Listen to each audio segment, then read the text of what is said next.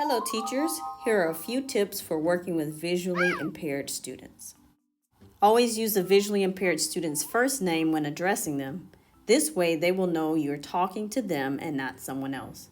If you're passing them in the hallway, make sure to say, "Hello Karen," or "Hello Bob, my name is Miss Murphy."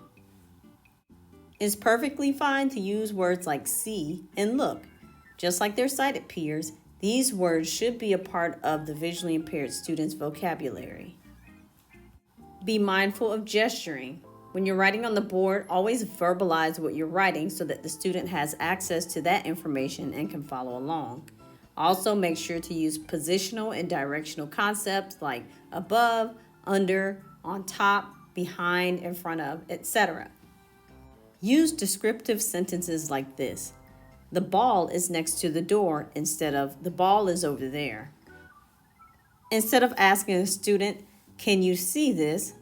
say instead, "Can you find X?" or "Can you identify the words and numbers without guessing?" or "Can you see some parts of the board better than others?" Correct seating is important. Make sure to favor the stronger side of the student's vision in case they have visual field deficits.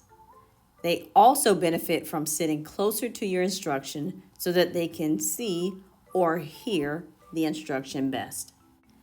One example is if a student uses their left eye, then they would need to sit on the right side of the classroom away from windows. Make sure to avoid seating a student in the direction of glare, such as sun coming through windows. Any of those seating positions would not be beneficial. Therefore, the sun or light source would have to be to their back. Make sure to use contrast whenever possible. Think about things that are bigger and bolder and a lot simpler. Some students will have devices that are modified for use for visually impaired. So with that in mind, as teachers, make sure to consider what you're displaying on the whiteboard or the overhead board. In some instances, some students will use their device to magnify their screen. Some will take a picture of what you're presenting. Others will take a screenshot in order to view materials at a later date. And when possible, it's best to provide a digital copy of the lesson for the student. And keep in mind, if you have a student with significant visual loss, they might have issues looking at movies. It would be helpful to provide the student with some context before the movie plays or to provide some details as the movie is going on.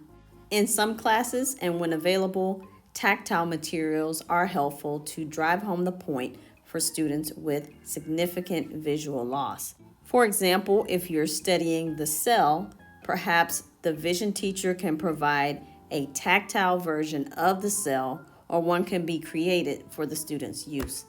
There are so many ways to modify and adapt resources for visually impaired students. If you have any questions, make sure to reach out to the teacher of the visually impaired that serves your school. Thank you all so much for your hard work.